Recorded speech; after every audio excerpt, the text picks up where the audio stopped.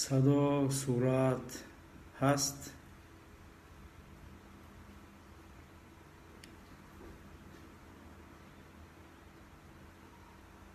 صدا هست.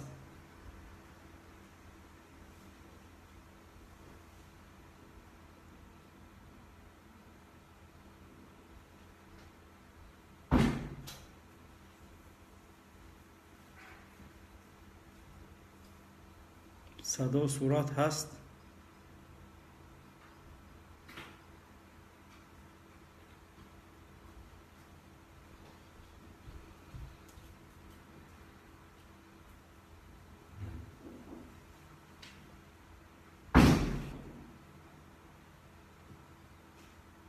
صدا صورت هست برادرایی که دخول شدین، یا بله یا نه بگید تا بفهمیم یا اثر بکشیم.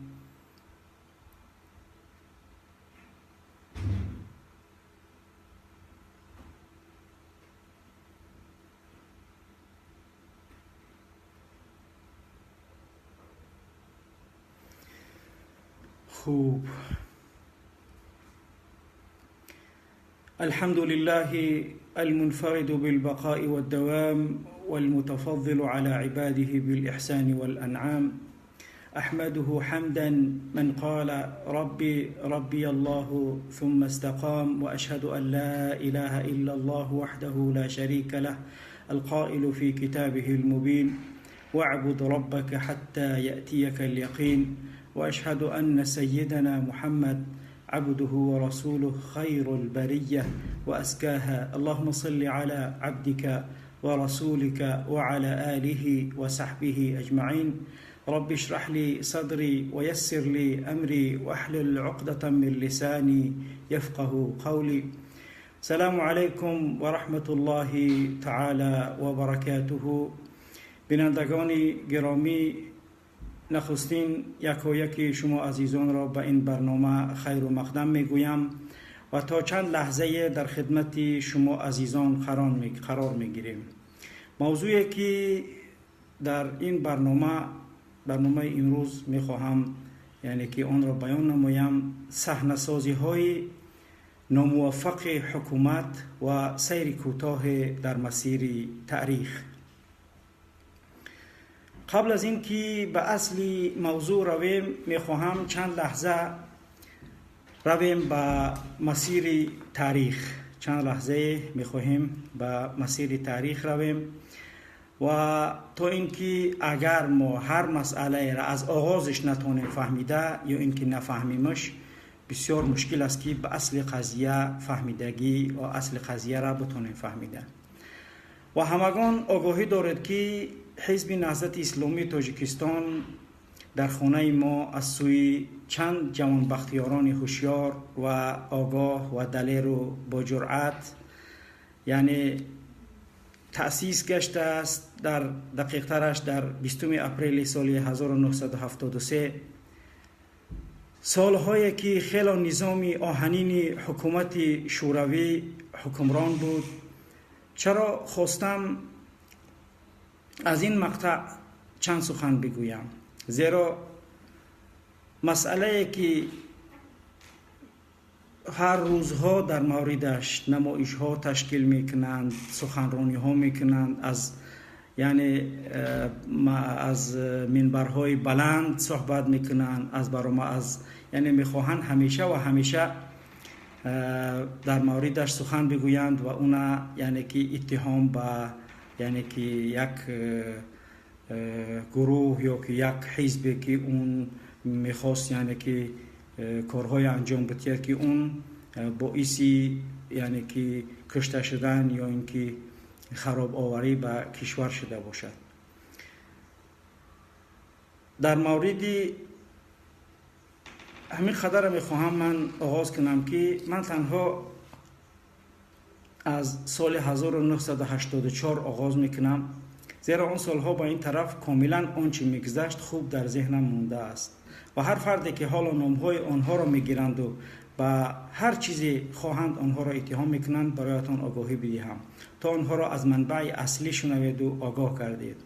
استاد مرحوم سید عبدالله نوری رحمت الله علیه برایم استاد بودند و در نزدشان کتاب‌های دروس النحویه و مختصر الوقایه و چند کتاب های دیگری را الحمدلله تعلیم گرفتم. دقیق ترش من از 5 سالگی به فراگیری علوم دینی نزد پدرم و استاد نوری که همیشه در خانه بودند و یعنی که رفت آمد زیاد داشتند آغاز نمودم. به نزدشان کسی می آمد و هر جلسه هایی که میگذشت یعنی من آنها را می دیدم و هر شخصی که وارد خانه می گشت آنها را می شناختم و برای اینکه خدمت می کردم چون پسری بزرگ خانه بودم و خدمت های برای یعنی که الله سبحانه و تعالی برای من برای کمینه مایه گذاشت که الحمدلله در خدمت اون بزرگانی آغازی بیرق برداران این ملت الحمدلله که بودم.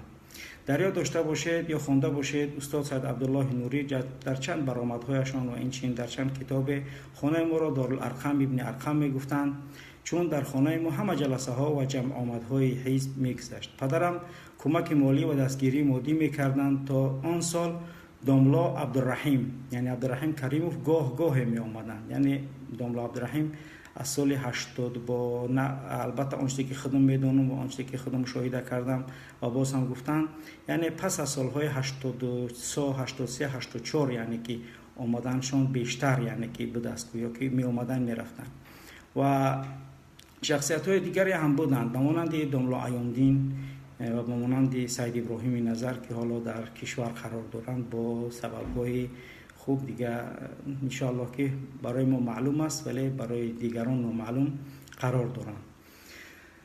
خب اما در آن سالهایشون قیامالدین غازی قریب که هیچ رفت آمده به خانه ما نداشت.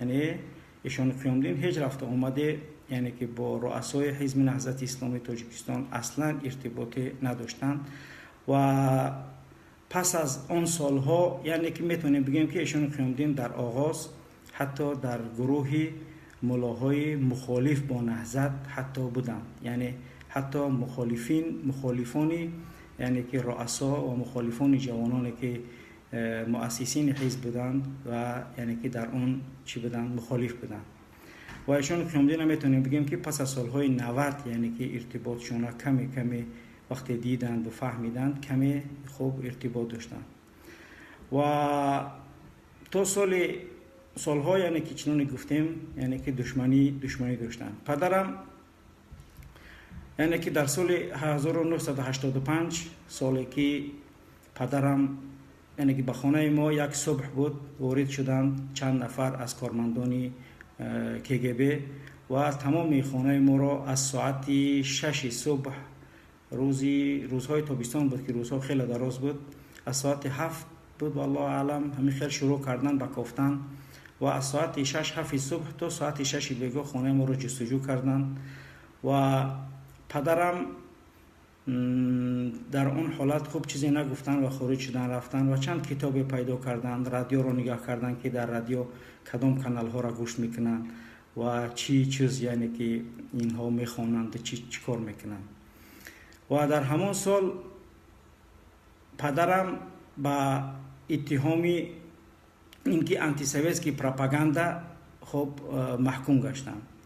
جرمی که پدر من در این سال گرفت یعنی که آن چی بود مثلا گویا که جوانو را با درس و تدریس اسلام درس میدهد یکم جین یعنی که گناه چنانه که خوب دیگه حاضر امام علی هم این کارها را کرده است و بر اونایی که تعلیم اسلامی میدن از 12 تا 17 سال میده. اگر چند شوروی 2 سال 3 سال بعد زندانی میکرد امام علی حاضر 17 سال 20 سال زندانی داره. و دوم گناهی که به سرشون گذاشتن داخل شدن اتحاد شوروی را به افغانستان محکوم میکردن و خاصتا مخالفی کشته شدن جوانان تاجیک در افغانستان بودند و این مسائل خیلی برای یعنی که حکومت شوروی مشکل بود و نمیخواست که یعنی که چنین شخصانی در داخل کشور باشد و دقیقاً در همان سال یعنی که سال 1985 20 کشور عالم برای آزادی پدرم یعنی که در اروپا در امریکا چیکار کردن خوب مثلا برخواستند و حتی نزد من هست. سبحان الله خواستم که همون نامه هایی که از گرامیکو یعنی که به پدرم آمادگی بود که KGB برای پدرم داده بود آنها را که شما را از خارج از اروپا و امریکا نام پدرم نوشته بود امنیستی واچ و یک شمع در گردش سیمخوار بود. اگر همون رمزی که بود حاضرم هست در دستم همون اوراق که یعنی که آزادی به قلندر صدرالدین گفته نوشته بودند. و این چنین مسئله که در یادم خیلی مونده است، سال 1985 پدرم را در یعنی که محکمه سعودی که برگزار کردند و در اونجا ما هم من و برادرم و مادرم اشتراک داشتیم و من برادر و خواهرم البته 3 نفر بودیم اشتراک داشتیم در اونجا. من 7 سال داشتم وقتی که میرزایف سودی همون چی بود سودیه که پدرم رو محکوم به زندان میکرد. در همون محکمه به پدرم میگفت که بیار اقرار شو و بگو که من جنایت کردم، من گناه کردم، یعنی من مخالفت به حکومت شوروی صحبت کردم و این کاری خوبی نبود و من پشیمان هستم و برای پشیمان شدن شما برای شما جزای خوب کوتاه میدهیم. ولی پدرم خوب یاد دارم داخل قفس بود و با دست همین خیل پدرم قپید و اشاره به طرف ما کرد، گفت جناب سودیه، من را اگر زندان کنید، من را اگر بفرستید، من را اگر بکشید، آینده دهنده راه من 2 پسری که اونجا نشسته است همونها هستند. و طرف من نگاه میکرد، من اونقدر آگاهی نداشتم. طرف مادرم میگفتم چرا پدرم چنین میگه، مادرم گریه میکرد و چیزی نمیگفت. یعنی ادامه دهنده کاری من بر علیه شخصانی که یعنی که استقلالیت تاجیکستان از زیر یعنی که ما را مستملکه کردگی هستند و پسر من ادامه دهنده کاری من است.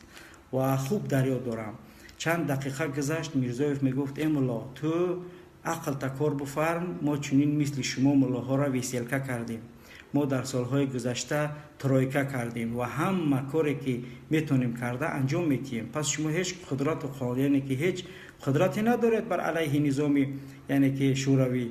ولی پدرم میخندید و چیزی دیگر جواب نداد. گفت من سخن آخرین ما برای شما گفتم و این راه اختیار کردم، من از این راه باز نمیگردم. چند لحظه گذشت، وقتی در باز شد و یک پاپکا آوردن به میرزایف دادن. میرزایف سودی همون وقته بود در قرغان تپه.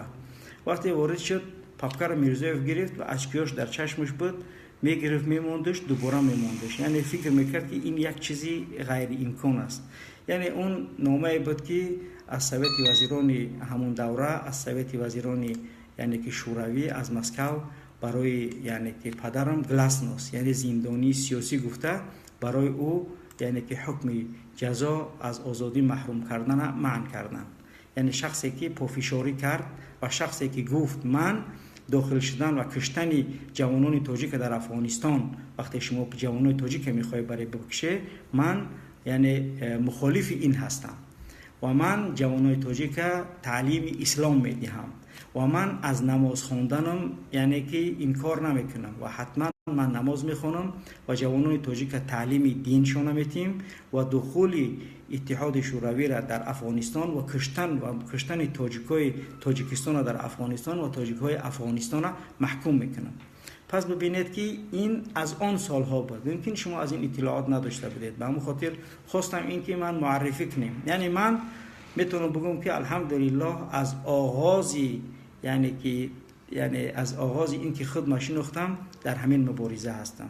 یعنی من مبارز بودنم از امروز یا از 1 سال قبل یا پس از سال 2015 شروع نشده است. الحمدلله همون نظرهایی که پدرم کرده بود و همون سخنهای گفته بود و اون درسهایی که من گذاشتم و اون فداکاری هایی که از این جوان بختیاران دیدم، الحمدلله در قلب من، در تارپود من، در وجود من باقی هست. و الحمدلله این راه هست که راه بازگشت ندارد. بازگشت ما تنها و تنها به سوی الله هست و ما یک بازگشت داریم و اون هم به سوی الله هست. و این بازگشتی است که یا با موفق با سرفرازانه نزد الله می رویم و یا اینکه با خار و ذلیل و بدون عزت در این دنیا یعنی که محو می شویم و خلاص میریم. باید ما سیمبل و همچون یک نمونه باشیم برای دیگر هموطنانمون تا اینکه به دیدن این اشخاص اونها بتونن بگن که ما شخصانی داریم که اونها در مقابل ظلم و در مقابل شکنجه حتی اتحاد شوروی که با دندان مجهز بود یعنی مقابله کردند و اینها سخن حق در اون زمان هم گفتند. خوب این حالتهای آن سالها بود و دقیقا همان سال استاد سید عبدالله نوری را زندان نمودند و به سیبیر فرستادند. پدرم با باقی مانده جوانانی که باقی مانده بودند یعنی که جلسه های خودشون و درس های خودشون الحمدلله که میگذراندند، ولی اگر چنده که با احتیاط کارانه هم بود میگذراندند. وقتی استاد نوری دوباره آزاد گشتند و آمدند اون سالها باز هم بزرگتر بودم و خوب در یاد دارم و دیگر جلسه هاشون به طور یعنی که فشرده هم گذراندن میگیرن. اون سالها هم اگر برادرانی که در یاد داشته باشن سالهای آشکار بیانی بود یا سالهای پرسترویکا میگفتن و گرباچوف که سر حکومت بود خیلی آزادی های برای مردم تا حد یعنی که داده بودند و هدف یعنی که استاد نوری و مؤسسان حزب بیداری مسلمانان تاجیک بود و سخنهایی که میگفتند همون سالها سخنهایی را که میگفتند در مورد بعضی عملها یعنی بعضی عملهایی که در اون سالها انجام میشد از یعنی که قبیل مردمی مسلمان تاجیک انجام میدادند، بعضی مخالفات به مانند سیوگه به مانند هفته به مانند چیل به مانند سر سال به مانند پنجشنبگی که میگفتند این کارها خوب نیستند، اینها شریعت اسلام برای ما امر نکرده است، هر شخصی که هر چیزی دارد مخصص نکنید و صدقاتون انجام بدید، نه اینکه شخصی که نادار باشد برای اون امر کنید شما اینکه چیکار کنید حتما سیوگه کنید یا حتما یک مردی که از دنیا میگذرد در روز رمضان من یاد دارم در ناحیه 5 بود 8 ساله بودم رفته بودم یک مرد مرده بود و در اونجا در روز رمضان یعنی که حتی سری تخته میگفتن چی میگفتن دیگ شوربا را موندن جوشوندن و گوشتاشو گرفتن مردم تقسیم کردن رفتن. پس از اون حادثه آمدن یعنی استاد نوری باز هم بیشتر در این مورد هدایات میدادن که باید که چنین کارها را از مردم انجام ندهند. برای چی؟ برای اینکه اینها فرموده های شریعت نیستند. ولی در اون سالها ایشانها و بعضی ملاهای بودند که استاد سید عبدالله نوری و جوانانی یعنی که نهضتی را چی میگفتن؟ خوب وهابی میگفتن و خوب دیگه این مقطع تاریخ هم میگذاریم میرویم یعنی که پس از این که دوباره خوب صلح شده برگشتیم به تاجیکستان. در اون حالت امام علی بعضی اقدام های را شروع کرد به منع کردن سیوگه ها و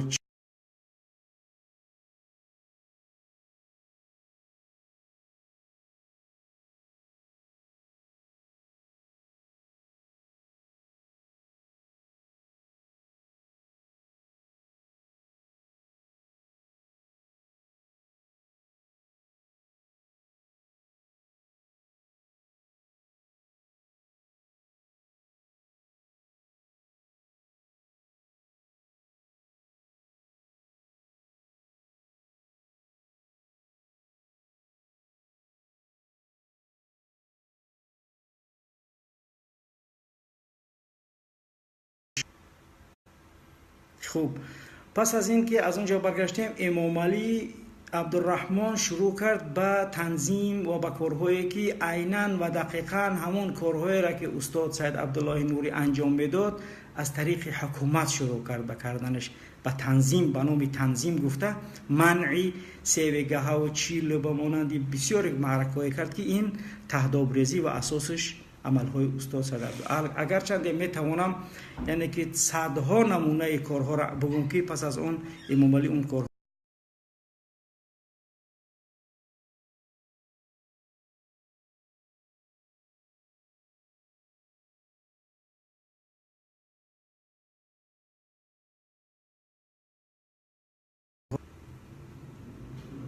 خوب مهم. پس از این یعنی که اون کارها را اینها دوباره یعنی که شروع کرد به همون کارهایی که اونها را بعضی ایشانهایی که اون سالها یعنی که این مخالفت بودن همه ایشانها لب فرو بستن و سمعا و طاعتا گفته چیکار میکنن؟ اطاعت میکنن. خوب تا اینجا انشاءالله که در مورد حادثه های تاریخ تا اینجا اکتفا میکنیم و انشاءالله ادامه این و انشاءالله تا رسیدن به یعنی که هجرت و پس از اون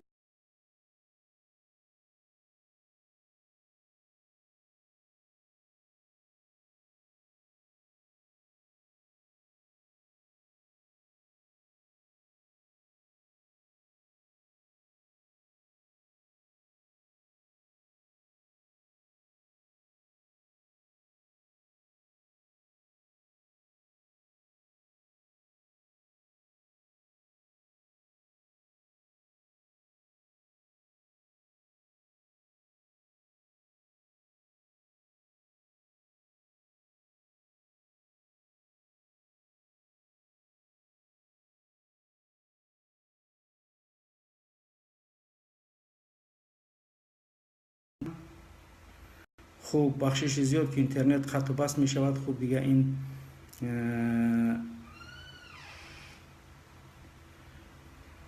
خوب برمیگردیم در مورد صحنه‌سازی‌های ناموفق حکومت امروزه که میخوام این رو بگویم که تو این اندازه پایین نروید و خود را که شرمنده و رسوا هستید، اون یعنی که از آن حد هم با همون حدی که شرمنده هستید کافی است براتون. یعنی خود را رسواتر و مورد لعن مردم قرار ندهید با این صحنه‌سازی‌های ناموفق دروغتان.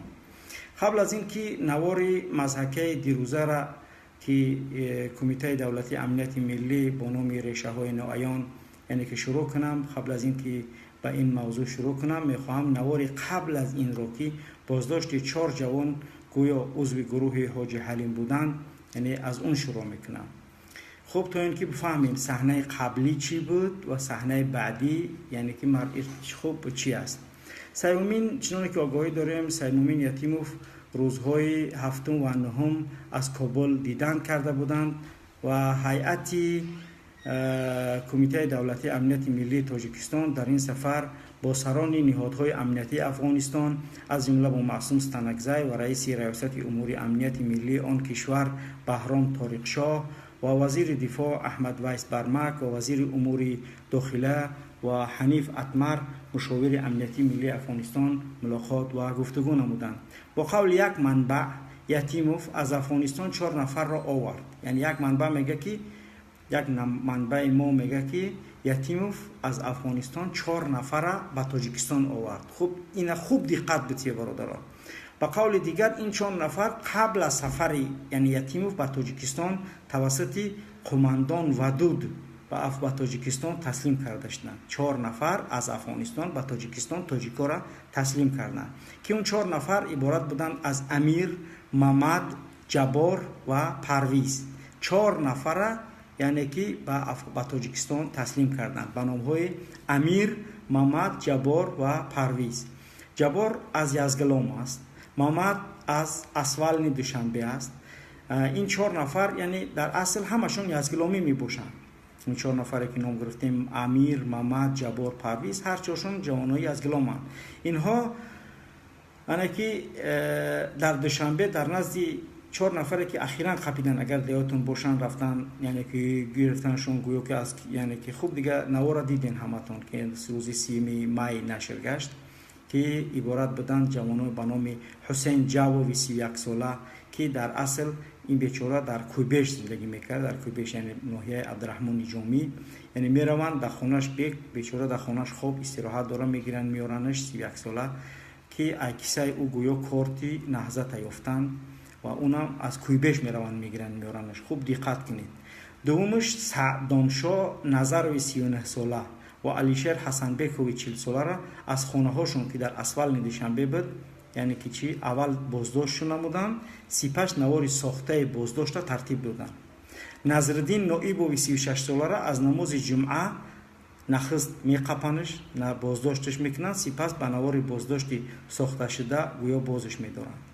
یگان نفر این 8 نفر که تا به حال ذکر کردم اعضای حزب نهضت نبودن. یگان نفرشون نبودن، یگان نفر عضو حزب نبودن.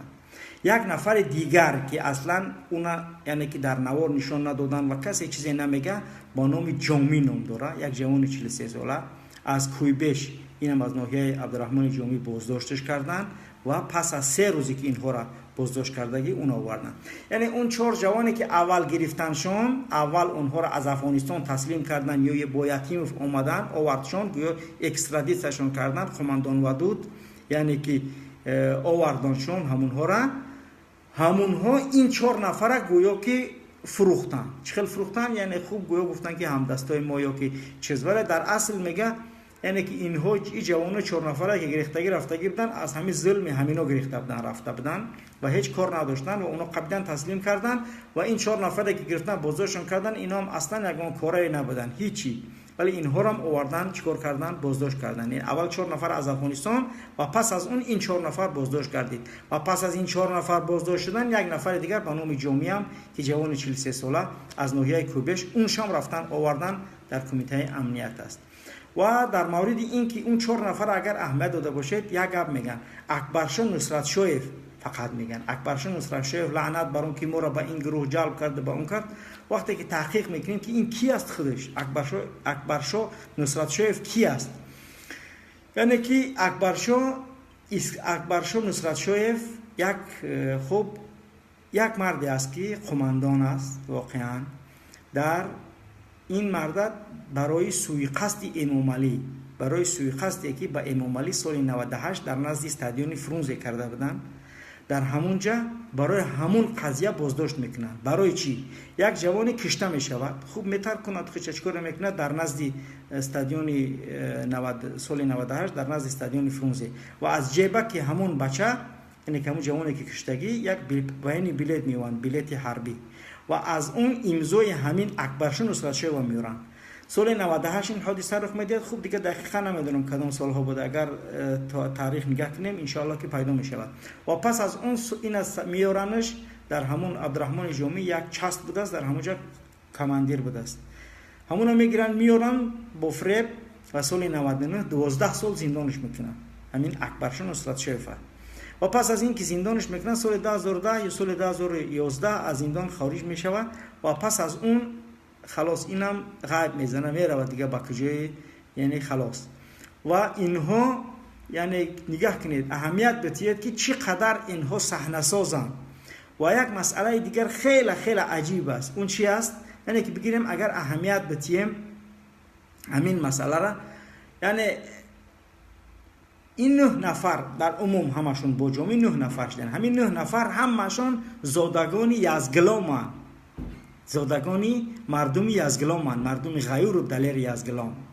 یزگلامی ها در عموم در تاجیکستان خیلی اقلیتن، 20,000 یعنی که نفوس یا که 20,000 اهالی تاجیکستان یزگلامی است که تا به حال حکومت کشور اونها را با مانندی که بعضی حکومت ها بعضی مردم یعنی در انزوا قرار میتین، همین مردم بیچاره یزگلام همین حکومت تاجیکستان انا همین خیل کردگیه. بسیار مردمی با ایمانان، بسیار مردمی مسلمانان تا حاضر در حکومت یگان نفر از یزگلام یعنی کار نمیکنه، با یگان وظیفه های قدرتی اونها را نمیگیرند، جز چند نفر یزگلامیه که اونها تماما همه اصلیت موهیت خودشون گم کردگن، همونها یعنی که در بعضی مقامات های ملیسا یا که در کجای کار میکرده بودند. ولی در عموم مردم یزگلام اصلا باور نداره این حکومت، یعنی 20,000 مردم در زیر سخت‌ترین فشار قرار دادگیه که همین حکومت امامعلی.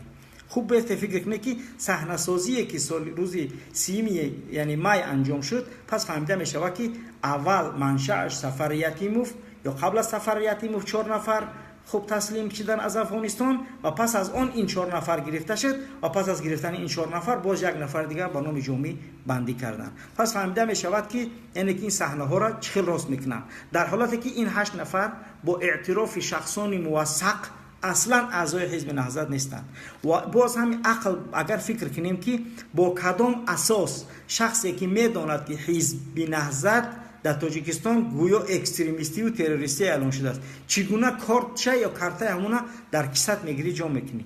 با کدام عقل و با کدام پیندار تو میگیری در کیسه همون کارت را جا میکنی؟ یعنی صحنه‌سازی های ساخته و دروغی که یک کودک حتی نمیتوند اونا چیکار کند، باور کند، برای که یعنی تماما از عقل انسان سالم بیرون است که انسان در نزد اوباب بگرده با در کیسهش کارتای حزب نهضت باشد. یعنی شرم می‌داره آدم با این صحنه‌سازی هایی که میخواهند برای مردم تاجیکستان نشان بدهند که گویا انا همین خیل یعنی که اینا همش تروریست هستند. اکنون میگذاریم به تحلیل کوتاهی اسپکتاکل یا سنجش ناموفق دیروزه کمیته دولتی امنیت ملی به نام ریشه‌های ناعیان.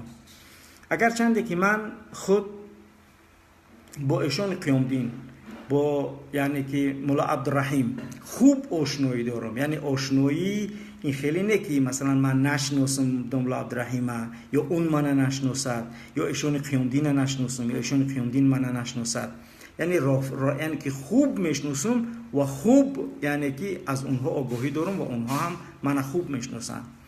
و میخوام یک حادثه که گذشته است ان شاء الله در یعنی که برنامه ها خاطره های از تاریخ بیشتر انشالله نقل کرده می شود و یک مرحله را میخوام برای ایشان قیامدین نقل کنم. در مزار شریف بودیم سال 1996 الله اعلم، آخر 96 اولی 97 و در همین وقت ایشان قیامدین به خانه می آید و با پدرم صحبت میکنن. یک صبح هست و وقتی که با من بعضی بحث های فقهی میکرد، خب خیلی بحثی فقهی کردیم حدود 40 دقیقه. خب چند نفرم شیشته بودن و پس از اون یعنی بر من یک مسئله را خواستم که بازگو کنم و در مسئله موریدی قطعیت ساریق دست دزد بریدن بعضی بحث رفت با ما که خیلی باید دست مثلا چگونه بریده شود، چیکار کرده شود، یعنی که برای قطعیت که حکم شریعت برای دست بریدن چی میگه.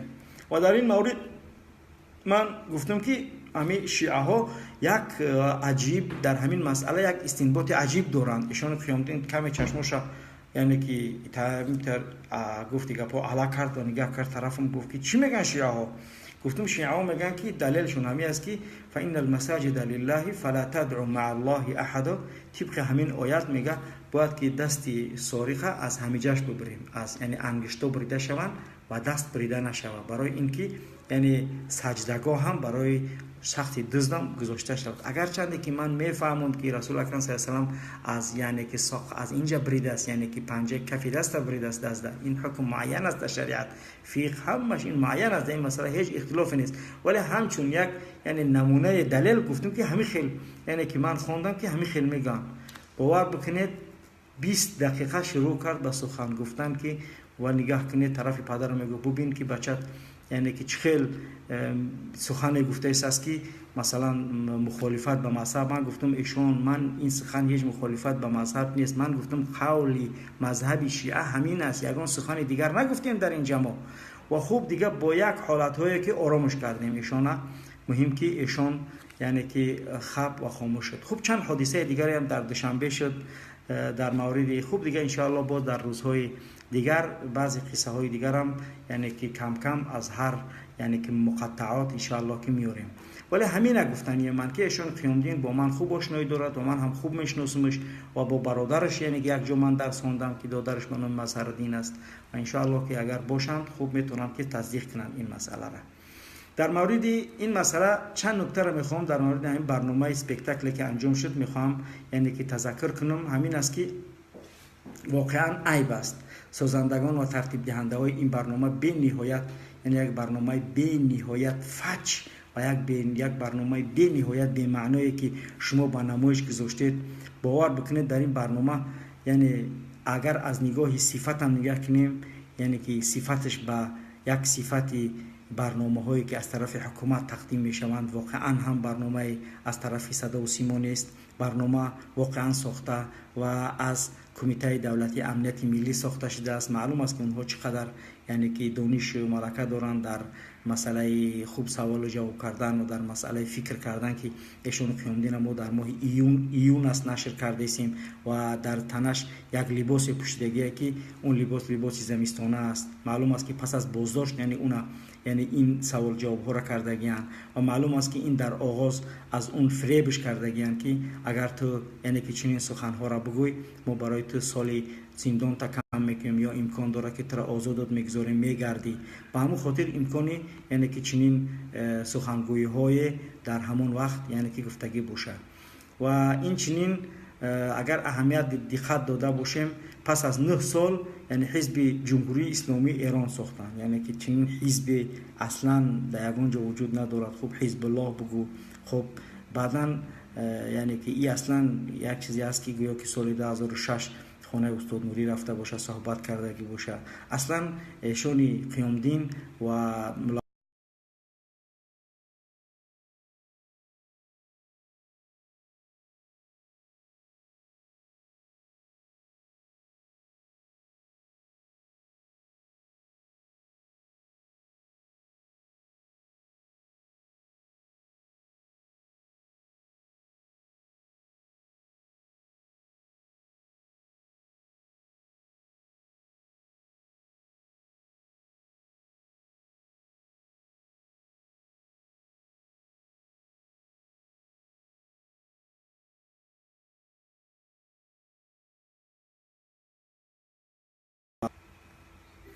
خوب مهم که در مورد یعنی این حادثه هایی که فعلا یعنی که در ایشون قیامدین مثلا صحبت کردگی در این نوار برنامه، در این سپکتاکلی که تشکیل کردگیان اینها، یعنی اصلا حزب جمهوری اسلامی میگه چنین حزبی اصلا وجود ندارد.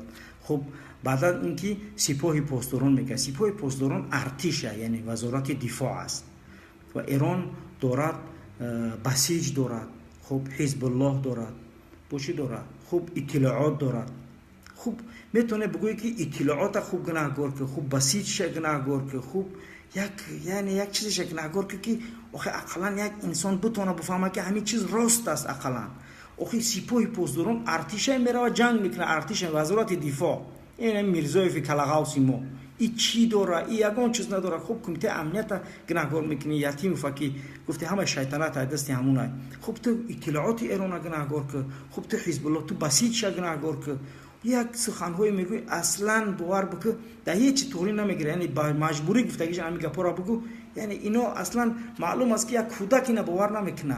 یعنی سپاه پاسداران اگر چنده که من خودم دیدگاهی خودی من میفهمه که اصلا من مخالف یعنی که با همین حکومت جمهوری اسلامی عقیده جمهوری اسلامی ایران برای من یعنی درست نمیآید، یعنی من نمیتونم بپذیرمش. ولی وقتی میخوام که یک شخصی را که اون مخالف میدونم نمیفرام دروغ و تهمتش بکنم. مثلا امام علی را من چرا دروغ و تهمتش بگم؟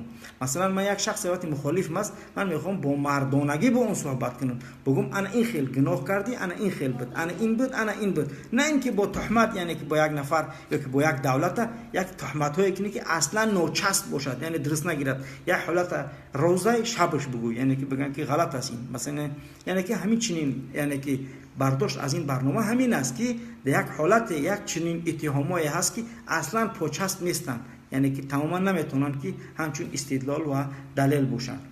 و یعنی که در مورد حزب مثلا ناطق یا شخصی که در مورد همین برنامه سخن میگه، راستن واقعا صداش تغییر داده گیه، صداش تغییر داده تو ماباد و پس از سقوط حکومت امام علی، یعنی که من نشناسد و حکومت نو تو اینکه من چیکار کند. خوب دیگه معین است که پس از این که اونهایی که به این مردم ظلم و ستم کردن حتما در نزد محکمه ملت، در نزد محکمه یعنی که عدلی که در کشور برگزار می شود هست، یعنی که معین است. و باز در مورد این که میگه سال 2015 دقیقاً 9 سال میشید، یعنی که اینو میدونستن که سال 2015 یعنی هم خیلی میشود. سال 2015 70% امام علی بویدادگی، 70% بویدادگی از آغاز انتخابات ها تا سال 2015 از 60 تا 70 کم بویدادگی نیست.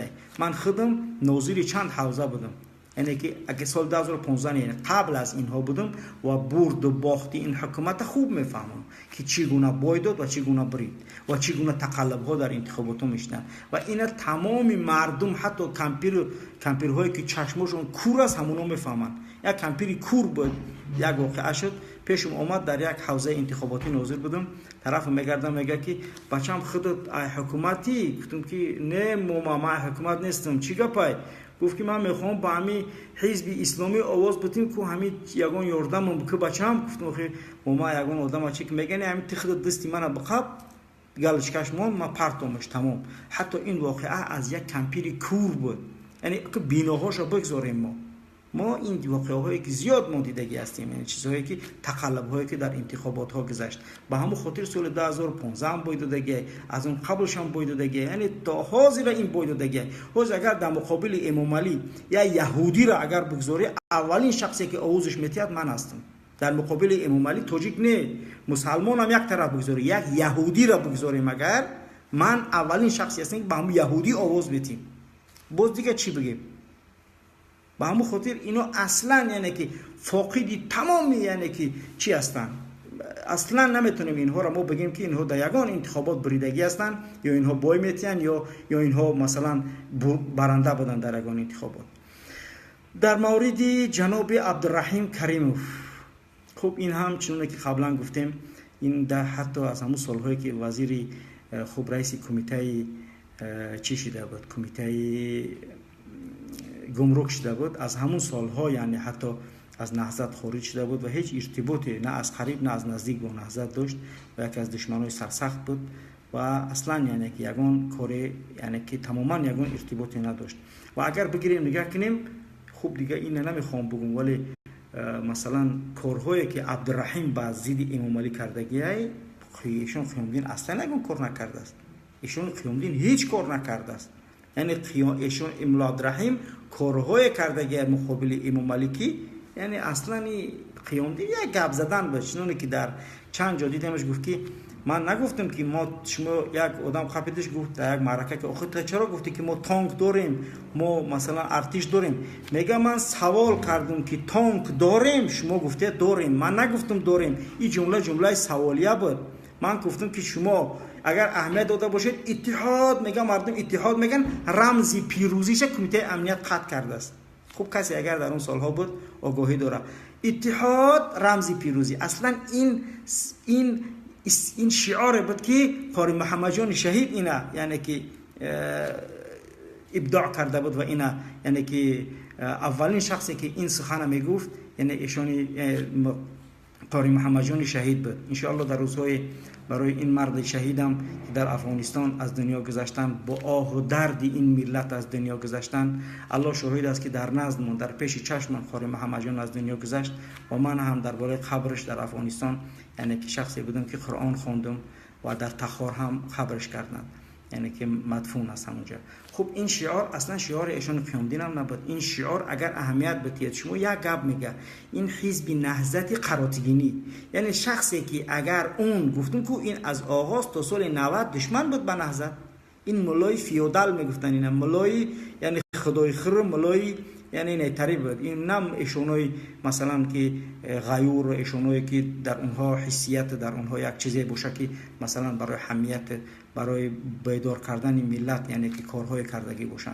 در آغاز اصلا این واقعا مخالف بود. سال 90 اومد از همون مخالفت با همون چند سال معین برای فرصت‌های یعنی که آن چیزهایی که می‌خواست در صددش بود اونها را پیدا کرد. وقتی دید که از دست داد دوباره برگشت. یعنی هر شخصی که اونها فرصت طلب هستن اونها میآیند و میروند. به همون خاطر است که همیشه باید که شخصیت‌های فدایی در کار باشند. تا انسان اگر فدایی نباشه، تا انسان اگر در کاری که میکند در اون کارش یعنی که واقعا هم صادق نباشد با اون نمیشود یگان کاری کرده. خوب مولا عبدالرحیم هم یک جزئی از همونها است و البته ان شاء الله در روزهای آینده اگر امکان برامون بتید واقعهایی که چگونه از کلاب گریختن، چگونه آمدن به خانه ما مهمان شدن، چگونه یعنی که بدن، همه اینها را میتونیم که کاملا براتون نقل بکنیم.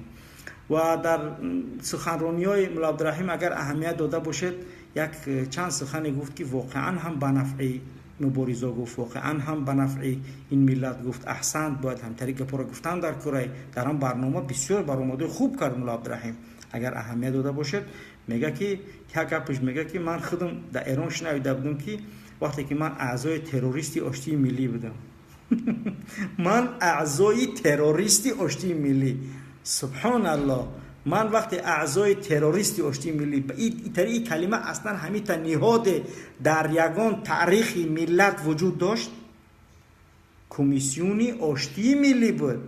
این اعضای تروریستی آشتی ملی اینش از که هم قدر یعنی که کلمه استفاده تروریست بسیار کردگان که دیگه نمیدونن که چگونه یعنی که تروریست بگن، یعنی که چگونه اتهام کنن. یعنی که اگر فکر کنیم با این کلمه شون یعنی امام علی که اساسگذار یعنی صلح آشتی ملی است، یعنی این تیتلش از زیر سوال بردگی با این سخنش که اعضای تروریستی آشتی ملی یعنی که سخن خیلی سخنی وزمین سخن خراب است. اگر البته بازی بر علیه امام علی خراب است، بر علیه ما یگان خرابی نداره. برای اینکه یعنی که معین است ما چی هستیم، چی میگن، ما در مورد اینکه اتهام یعنی که وارد کردن با ما و اون چیزی که هستند میکنند، این برای ما از پیامبرمون با ما میراث ماندگیه. رسول اکرم شاعر میگفتن، مجنونش میگفتن، کاهنش میگفتن، ولی رسول اکرم نه شاعر بود، نه کاهن بود، نه مجنون بود. او رسول یعنی که محمدی امین بود. و به همون خاطر ما به این مسئله ها اصلا یعنی که اهمیت نمیدیم و ما یعنی که همیشه پابرجا و استوار در این راهمون ان شاء الله که هستیم. و زیر سوال بردن این تیتولی یعنی که چیه امام علی قرار دارد. و اگر بگیریم نگاه کنیم در مورد اینکه یک گپ دیگه گفت حزب نهضت یعنی که خواستند بر مقابل کمونیست ها و مقابل حکومت شوروی خواستند که قیام کنند مردم بخیزانند. مولا ابراهیم میگه یعنی اهمیت بتیه، یعنی این سخنی هست که حکومت یعنی که صلح آفرینی و استقلال، جشن استقلالی که میلیون ها سومونی مصرف میکنن بر علیه همین سخن گفتگیه. یعنی ما تاجیکان الحمدلله اونایی که بودن در اون سالها و نمیخواستن که زیر استعمار روس باشند، از زیر استعمار روس شعار دادن، جان دادن تا اینکه ما به استقلالیت رسیدیم. و ببینید که کی استقلال خواه بوده است و کی صلح آفرین هدف استقلالیت خواهی داشته است و کی مخالف صلح بوده است. کی مخالف صلح بوده است؟ شخصانی که میخواستن حکومت شورای پابرجا باشه، امام علی، سنگک، خوب شخصایی که همین گروه ها بودن و این سر قدرت آوردن. خوب اینها هستند که مخالفت به استقلالیت ملی هستند. استقلالیت ملت اینها نمیخواستن ولی تصادفی سر قدرت آمدن. تصادفی یک دیوانه را میگیرن، از یک میبرن، یک چوپانا، یک 10 مرده را میبرن، در سر قدرت میمونن، دیگه تمام از سر قدرت نمیروه. این همین خیلی، یعنی یک کاری تصادفیش دیگه عیناً. با همون خاطر خوب آگاه باشید که این کارهایی که اینها با این برنامه‌سازی‌های کرده ایستن هرگز تیر اینها به هدف نمیرسد. روز به روز ملت بدبختی اینها را، روز به روز دروغ بودن این حکومت، یعنی مخالفت با استقلالیت ملی بودن این حکومت، اساسگذار جنگ خونریزی بودن این حکومت آشکارتر میکنه. خوب دیگه اعضای تروریستی آشتی ملی، یعنی آشتی ملی شید با تروریست میشود. با کدام عقل، با کدام اساس یعنی اسخانه میگه؟ یعنی اینها همش یعنی که منشأ میگیرن از یا دیکته شدن غلط یا از یعنی که یعنی از عوامل درک میتین که یا اونها اسیرانی هستند در دست حکومت که فریب خوردگی هستند. باور بکنید سخت فریب خوردگی اینها و اونهایی که روز به روز هم میگرد مثلا هدف رفتن دارن به وطن، فکر کنن که اونها حالت آرام و خوب ندارن. اونها یعنی که زندگی و حالتشون در سخت‌ترین حالت قرار میگیرد. اونها خیانت کردن هم به دین و هم به ملت. و در آخر سخن من نمیخوام دیگر طولانی کنم. برای اونهایی که زیر شکنجه و ظلم قرار میگیرند، احسان به اون بزرگمردان به مانند سید عمر حسینی، به مانند محمد علی حید، به مانند مولای محمد علی، به مانند رحمت الله رجب، به مانند این قدر بزرگایی که در زندان قرار دارن، یگان نفرش اینها یعنی که زیر هیچ شرایطی برآمد نکردن و مردانه 29 سال یک عمر زندان شدن. این شرف و ناموس دلالت میکنه. این با اون عهدی که با الله بستند با اون دلالت میکند. ولی شخصی که دنیا را آخرت به عوض یک دنیای ناچیز بفروشه، پس حیف به حال چنین مسلمان. پس ایمان انسان از همونجا فهمیده می شود که بزرگا را سردار می بردن، می گفتن یک امضا که یا بگو من یعنی که ناراضی هستم یا من یعنی که من پشیمان هستم، محترمه بخشم دست بشکند که من یعنی که برای این که دنیا را اختیار کنم آخرت نبفروشم.